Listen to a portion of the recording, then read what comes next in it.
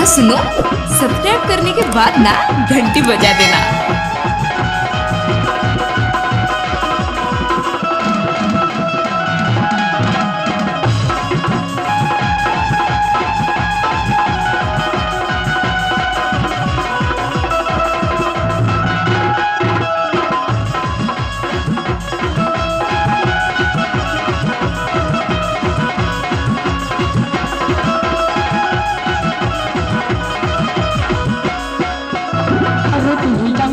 सर्वदिन रहता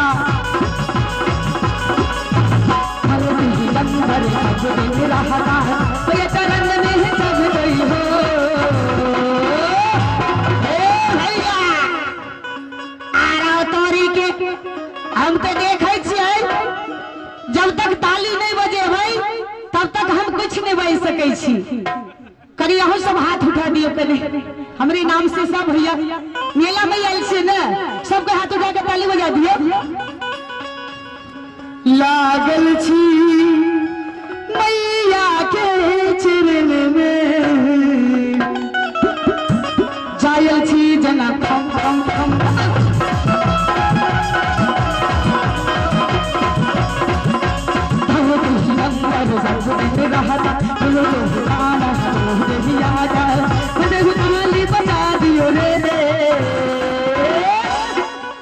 सब भगतन मिल के जोर से ताली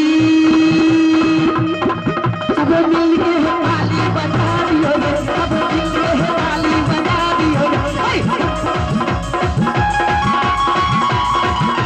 बहुत बढ़िया बहुत बढ़िया।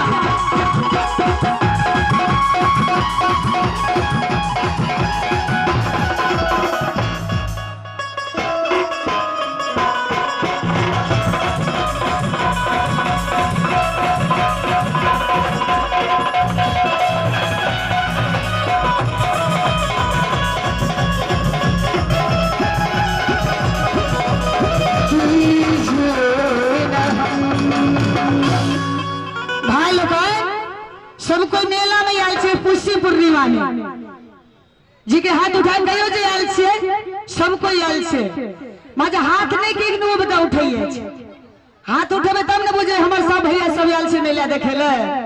ठीक है छे जब दुख पड़े छे तो भगवान के नाम ले छे आ जब सुख पड़े छे तो मोह नहीं डोले छे मोह मजार लागे छे। अच्छा ठीक छे। अरे भैया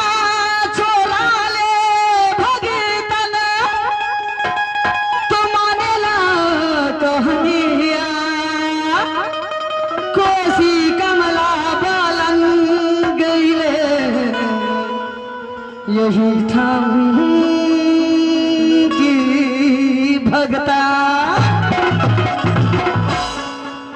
अरे कैसे के जाए अभी मेला में कैसे के जाए अभी मेला में चिन्हिया सजाई के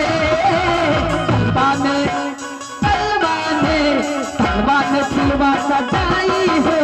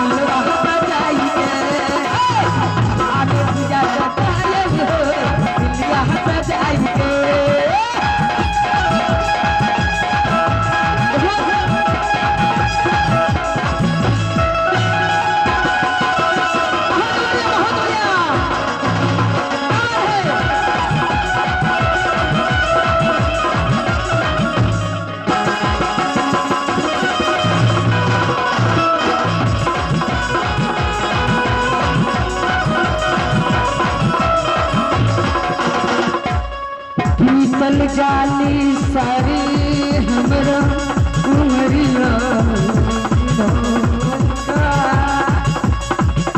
ईसन नास गई होला जब विदाई होला कभी मन बना कभी छोड़ जाना कभी मन बना कभी छोड़ जाना भक्त